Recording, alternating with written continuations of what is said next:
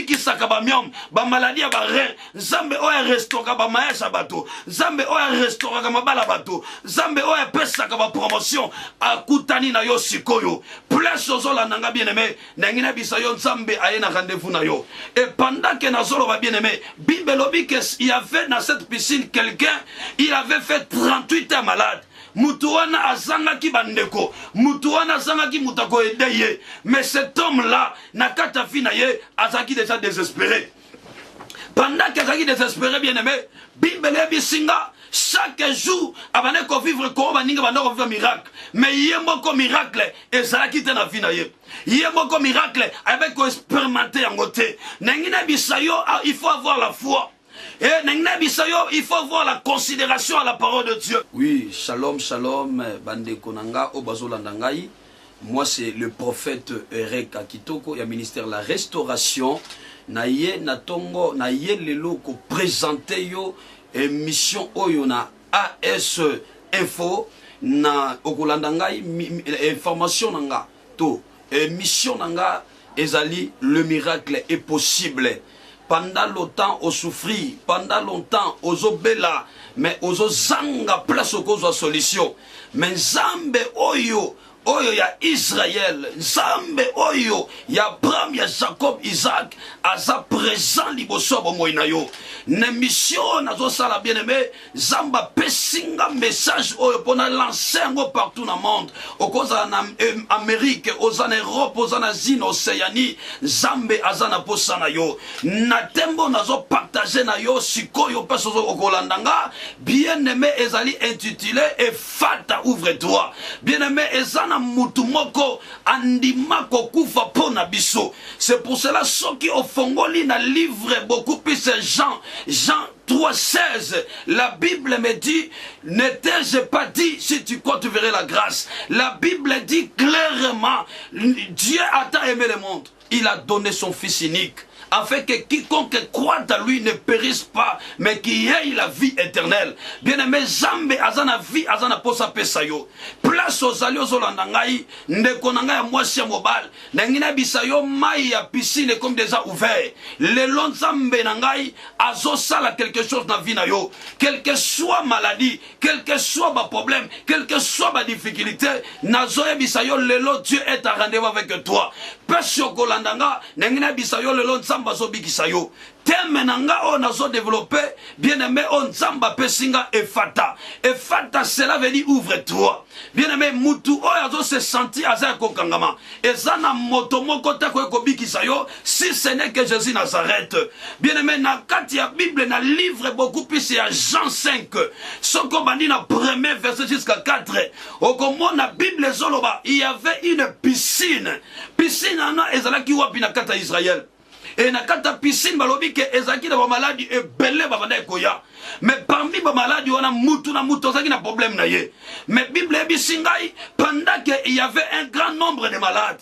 O banda ko séjourner na kata piscine. Bien mais eseneka ka mai eningana. Mutu ko se précipiter mutaliboso ye mutu banda ko bika. Bien mais na lingina bisayo place ozolandanga. Lelo mai ya piscine fongbami.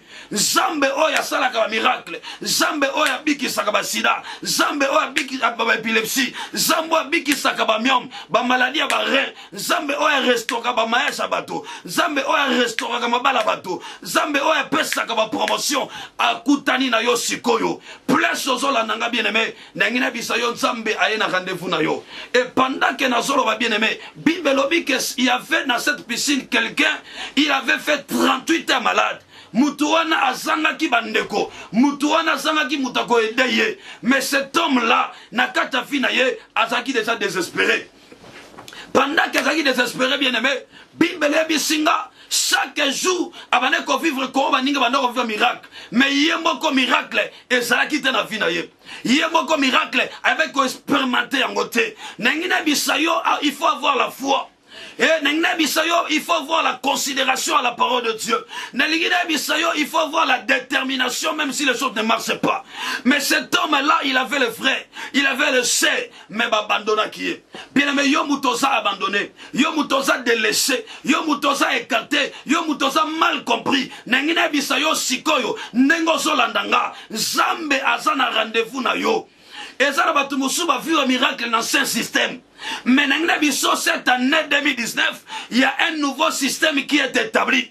Et le nouveau système, ce n'est plus problème, il y a Kodinanamai. Ce n'est plus problème, il y a Anchaning Samai. Mais le nouveau système, tu vas rencontrer Jésus en personne. Nengine biso peso zali, Yesu aleki na nzela na yo, Yesu alobeli yo, Yesu atelemi liboso na yo, alinga yebisa yo, quel que soit nombre ya ba ne o se na ba souffrance ozanango, année 2019, et ça un miracle. Bien aimé, il y avait un grand nombre de malades dans la piscine avec Testa. Bible bisinga na livre Jean 5, au kitina verset nango 7. Bible bisanga, il y avait quelqu'un qui était un ancien na kata piscine. Peut-être en 2012, Ozaki malade. Peut-être en 2013, Ozaki malade. Peut-être en 2014, même ici. Peut-être en 2016, même réalité. 2018 eleki, toko 2019. On se posait ma question, est-ce que le problème n'a pas sans solution? Libalo bala, au kota, au lieu d'en joie toujours des problèmes. Moussalo joie, bafuta kayote. Moussalo joie, au zokambongo c'est la congolo côté. Soko bandika ko suis salaire, faut pas na babela. Bien aimé, ça c'est le problème spirituel. Aux en Europe, aux en États-Unis, aux en Singapour, aux en Océanie, n'engina bisayo nzambe ya miracle, nzambe oyo ya miracle, azana nzela na yo. Bien aimé, tout est accompli sur la Golgotha. Rien n'est possible à Dieu. Le miracle est possible. Le miracle est évident. N'engina biso ke nzamba kobiki sayo. Bien aimé, cet homme-là avait perdu l'espoir. Espoir na ezaki baba tout sous-sauter. Mais lorsqu'il a détourné à soi qui espoir n'a ya tiango panzambe, Bible dit qu'il y avait quelqu'un qui s'est présenté dans la piscine. Puis dans la piscine, bien aimé, et ça qui n'a pas paralytique. Et ça qui n'a pas boité ba aveugle. Bien aimé, na yebite maladi les autres tungisayo. Na yebite likamuni nango ezo ko péché yo zana joie. Na yebite problème ni nango ezo longolo pongi. O commence ko ulai na butu, o lamuki na ba zorer, na ba iner, o bandi ko lela parce que likambo na yo umeli. Na ngina biso nzambe ya miracle. Nzambe ya miracle illimité azo raconter lelo.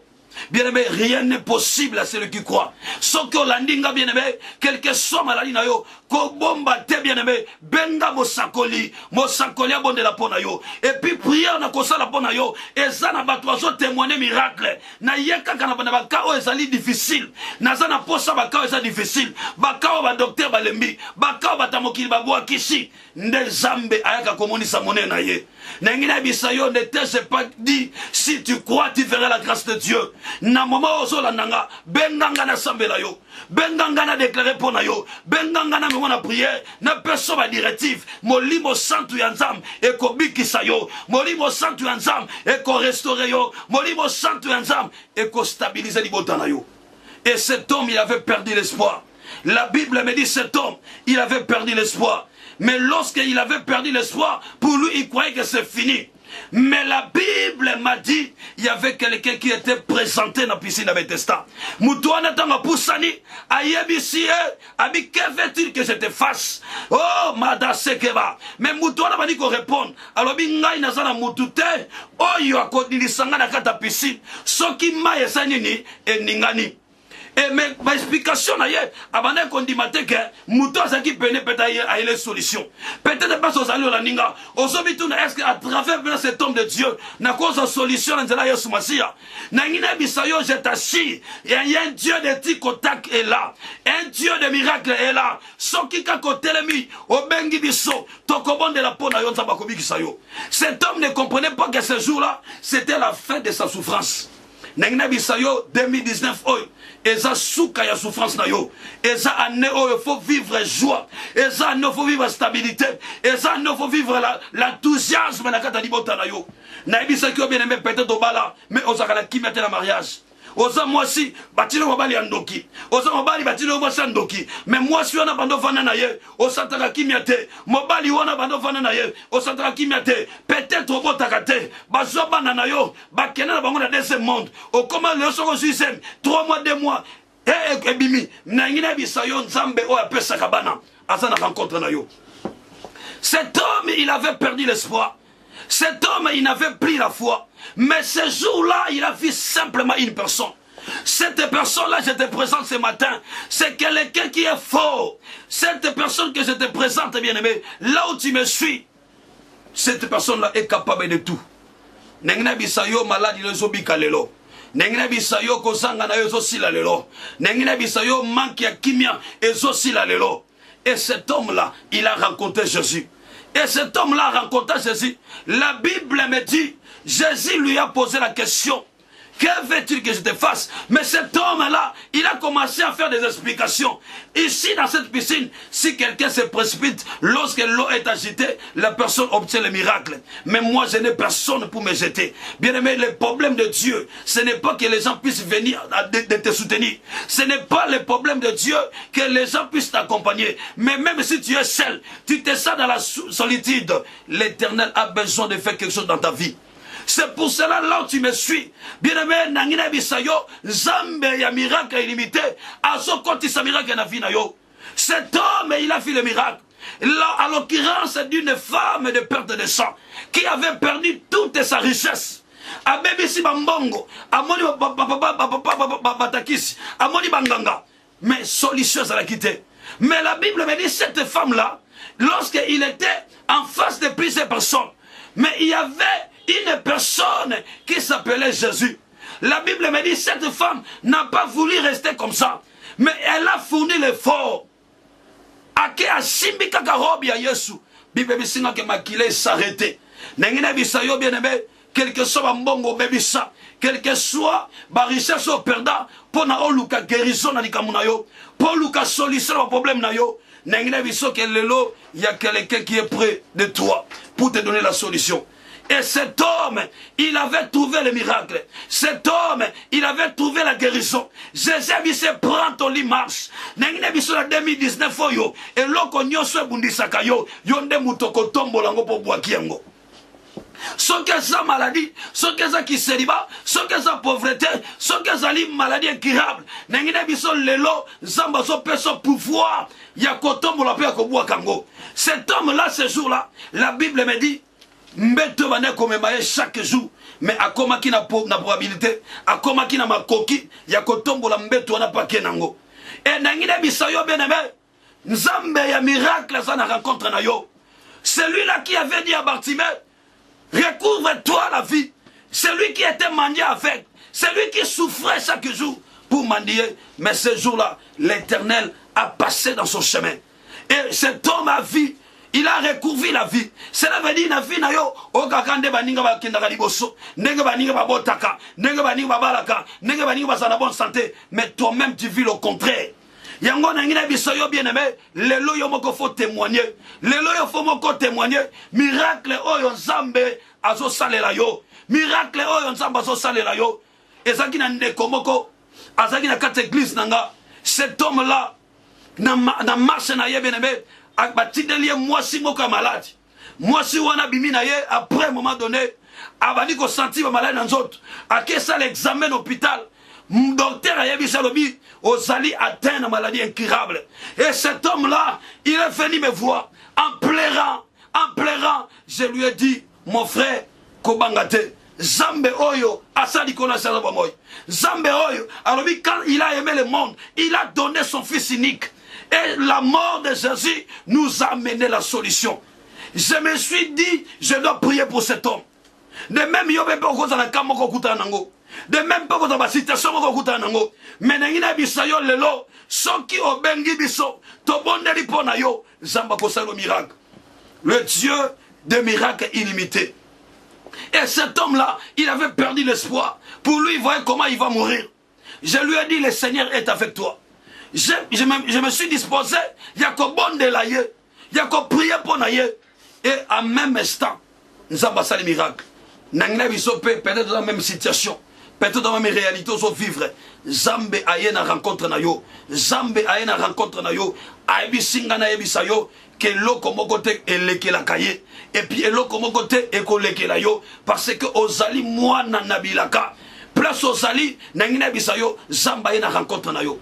Et cet homme, il avait rencontré Jésus. Les autres obtenaient le miracle à travers le mouvement qui se faisait dans la piscine. Mais Jésus, il s'est disposé lui-même. Il est venu encore et physiquement comme ça pour donner la guérison. Nengna biso que guérison est possible. Nengna biso que restauration est possible. Nengna biso que nzamba azozong sa joie na motema na yo. La joie qui était perdue, nzamba zo restaurer yango. Parce que il est Dieu de miracles. Bien-aimé, na pesiota ozota ko benganga. Nengna biso yo Zambe ya Israël azana rencontre na yo. Zambe ya miracle azana rencontre na yo. Lelo et sa jour na yo. Lelo et sa jour na yo. N'abisote ce jour-là. Mais je dis aujourd'hui, l'Éternel va te justifier.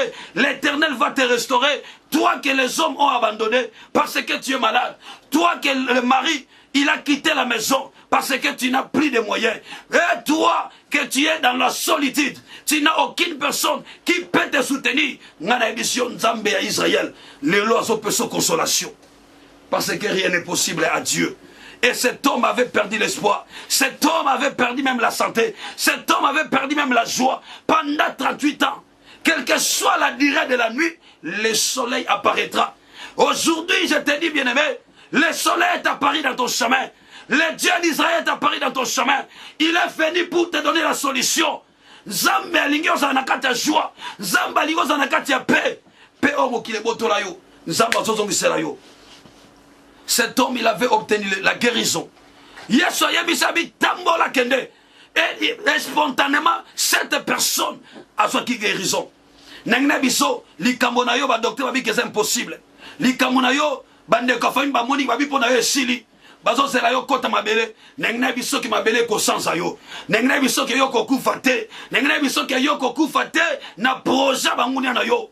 Parce qu'il y a quelqu'un qui est avec toi. Reta la masaka. Nengna bisa yo beneme zamba sana posa a restaurer yo zamba sana posa bikisa yo zamba sana posa stabiliser yo zamba na posa a rendre yo puissant plus là où tu es eta la masaka ya baba roka maraba osaka na lingina sambela pona yo place ozali zo sikolo boko na yo simba peso zo kapasi na zo sambela pona yo nengo zo landanga kaka wana nzamba zo bikisa yo et puis okobenga toko sambela pona yo. Zambe à Israël faut restaurer yo. Rete la mabo saka. Rekamara baba saka. Iderebe saka ya baba. Zamba Israël a ko restaurer yo. Le véritable Dieu. Inderabo saka. Na pesio numéro nangai. Na pesio numéro nangai 081 86 19 786. Wana numéro nanga. Olandi émission Oyo. Zoatan Yakobenga to sambela pona yo na yebi ken Zamba Israël a kosalo ya mingi. Le Seigneur vous bénisse.